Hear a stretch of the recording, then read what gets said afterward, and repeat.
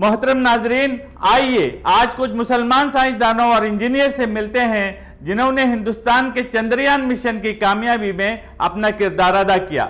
इसरो के दूसरे साइंसदानों के साथ मिलकर इन मुस्लिम साइंसदानों ने Indian space research organisation ISRO की चंद्रयान 3 प्रोजेक्ट टीम में एक अहम किरदार अदा किया, जिसने खलाई साइंस और टेक्नोलॉजी की दुनिया में एक नई तारीख रकम की, जिससे हमारे मुल्क हिंदुस्तान का नाम रोशन हुआ। हमारे तमाम बावकार हिंदुस्तानी साइंसदानों की अनथक कोशिशों से हिंदुस्तान का शुमार अब अमेरिका, रूस और चीन के साथ होता है। ऐसे ममालिक जिन्होंने खलाई साइंस की टेक्नोलॉजी में महारत हासिल की है। यह कहना गलत नहीं होगा कि हिंदुस्तान खलाई साइंस में विश्व गुरु यानी आलमी रहनुमाओं में से एक के तौर पर उभरा है। मैं मोहम्मद तलहा सिद्दी बापा और आप देख रहे हैं अलबलाग चैनल। चंद मुसलमान साइंसदानों के नाम और इनकी मुख्तसर मालूमात जो चंद्रयान 3 टीम का हिस्सा थे। सना फैरोज बीटेक 2010 में मशरकी उत्तर प्रदेश के गोरखपुर की Madan Mohan Malviya university of technology से इलेक्ट्रॉनिक्स और कम्युनिकेशन इंजीनियरिंग की तालीम हासिल की। वह इन 54 खवातीन साइंसदानों और इंजीनियर्स में शामिल हैं जिन्होंने चंद्रयान 3 की कामयाबी में अपना योगदान दिया।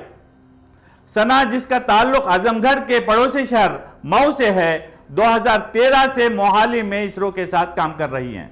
सना के शौहर यासिर अम्मार 2010 में मशरकी उत्तर प्रदेश के गोरखपुर की Madan Mohan Malviya university of technology से इलेक्ट्रॉनिक्स और कम्युनिकेशन इंजीनियरिंग में बीटेक किया।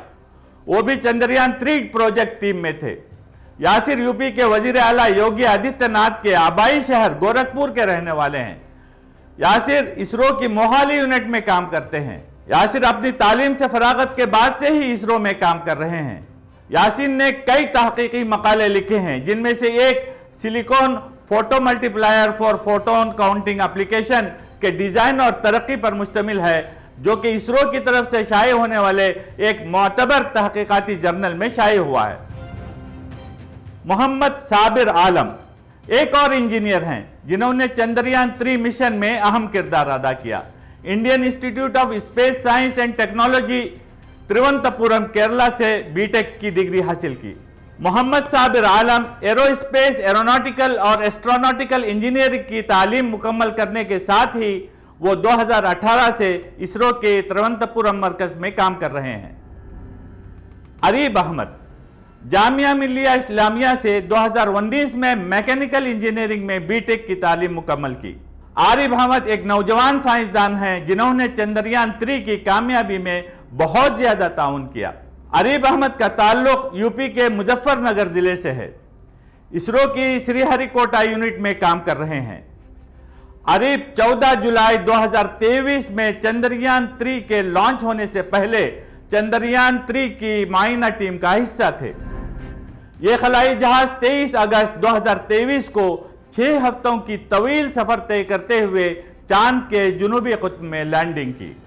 मशरकी उत्तर प्रदेश के गोंडा जिले के रहने वाले और केरला के तिरुवनंतपुरम में तानियात इख्तिदार अब्बास ने भी चंद्रयान 3 प्रोजेक्ट के साथ काम किया, जिससे अक़वाम आलम में हिंदुस्तान का सर फख्र से बुलंद हुआ।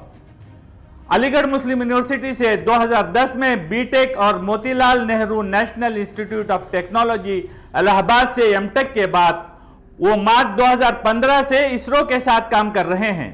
इसरो में शामिल होने से पहले इन्होंने देहरादून इंस्टीट्यूट ऑफ टेक्नोलॉजी में बतौर प्रोफेसर काम किया और इंडियन ऑयल कॉरपोरेशन लिमिटेड में ऑपरेशन मैनेजर भी रहे।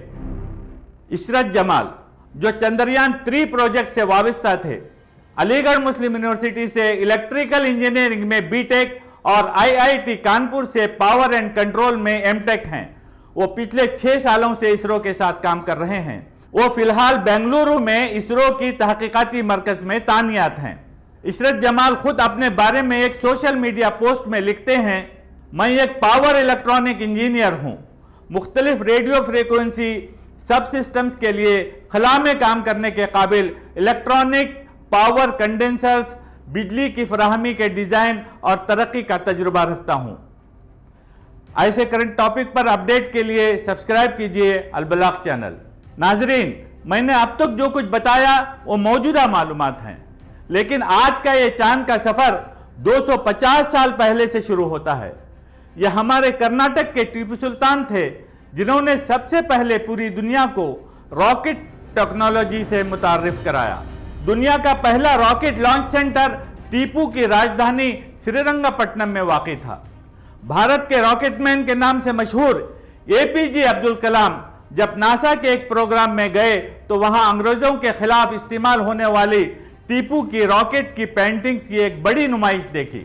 اے پی جے عبد الکلام وہاں سے ہندوستان آئے تو براہ راست سری رنگا پٹنم پہنچے اور ٹیپو کی راکٹ کے بارے میں اسٹڈی کی۔